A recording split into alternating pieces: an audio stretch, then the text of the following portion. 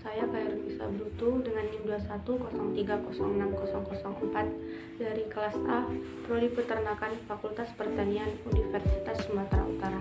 Ini dimaksudkan untuk memenuhi tugas praktikum anatomi dan fisiologi yang diampu oleh Ibu Tati Fidenesari, SPT MP.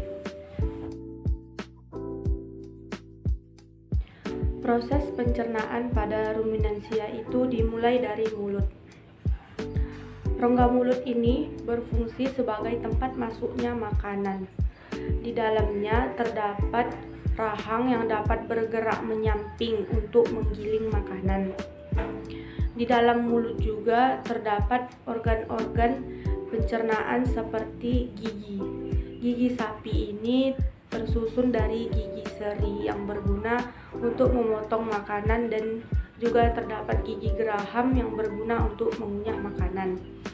Kemudian yang kedua ada lidah. Lidah berfungsi untuk merenggut makanan seperti rumput. Kemudian yang ketiga ada saliva, merupakan cairan atau enzim khusus. Saliva juga berperan dalam proses kimiawi. Setelah dari mulut, makanan akan diteruskan ke esofagus atau kerongkongan yang berfungsi sebagai penghubung antara mulut dengan lambung. Kemudian makanan akan diteruskan ke rumen atau perut besar. Di sini akan terjadi fermentasi selulosa karena rumput itu atau dedaunan itu mengandung selulosa. Fermentasinya di sini akan dibantu oleh bakteri dan juga protozoa.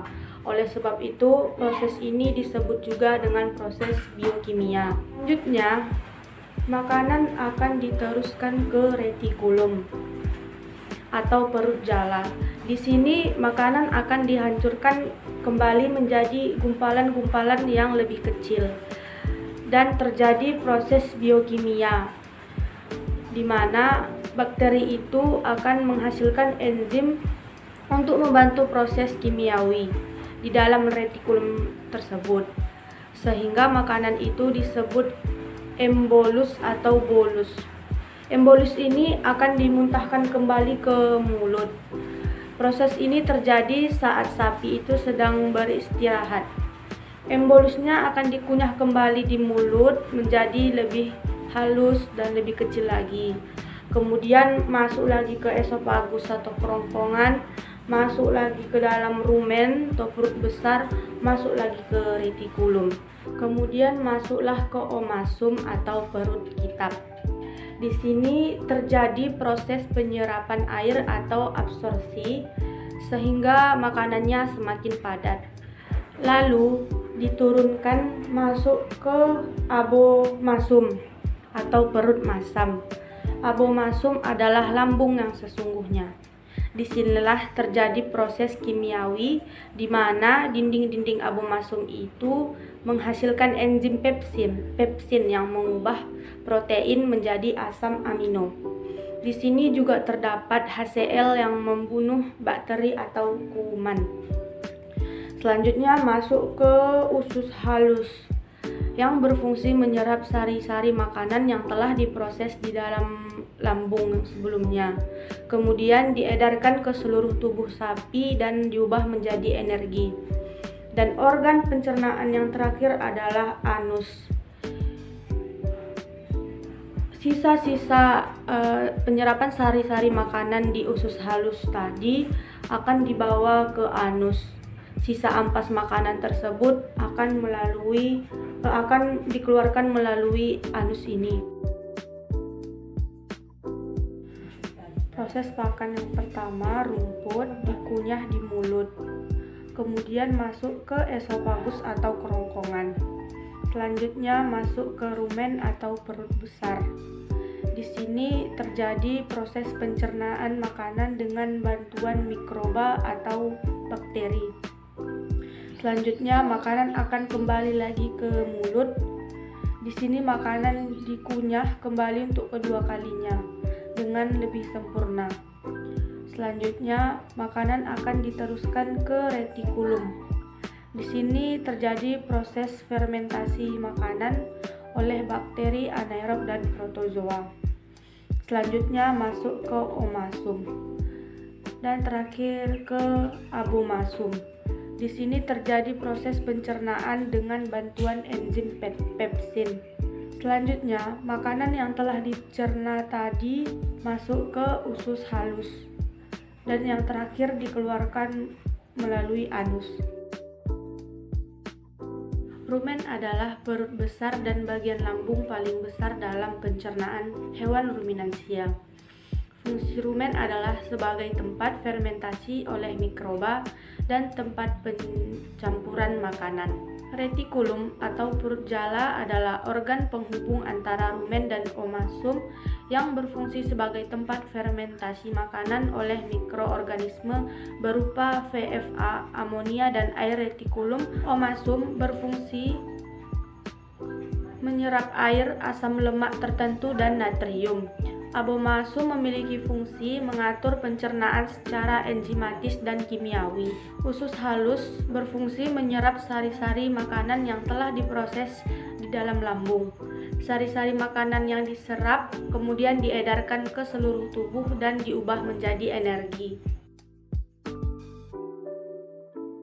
Pertama, bakteri selulotik. Bakteri selulotik menghasilkan enzim selulose dari hidrolisis glukosa. Keuntungan dari bakteri ini, energi atau ATP yang dihasilkan cukup untuk digunakan oleh bakteri itu sendiri, sehingga tidak mengurangi pemakaian energi oleh ternak. Beberapa contoh bakteri ini adalah Bacteroides succinigonella, Bacteroides ruminicola, merupakan mikroorganisme yang dapat menghidrolisa selulosa.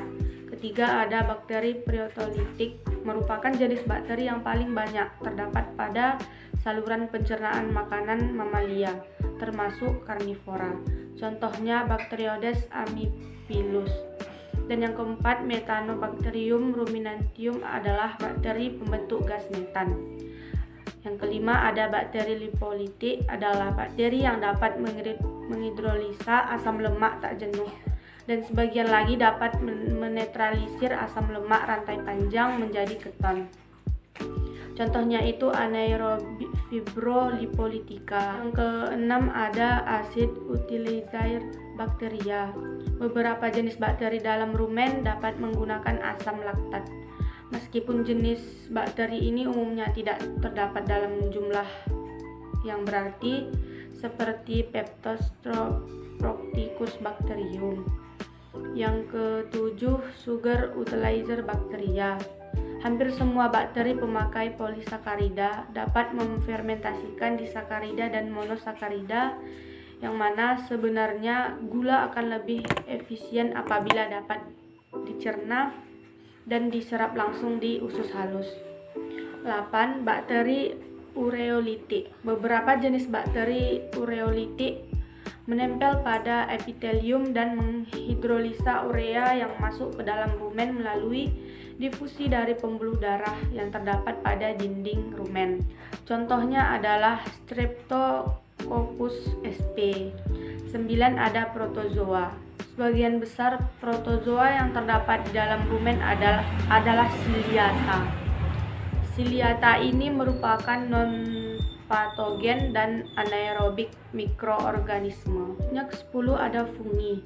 Fungi aerob sangat berperan penting dalam komunitas mikroba rumen. Fungi atau jamur akan memecah bahan makanan yang sulit dicerna dalam mikroba rumen. Selain itu, jamur sangat berperan penting dalam degradasi serat yang terkandung dalam pakan. Contohnya jamur Physcomycotes anaerob.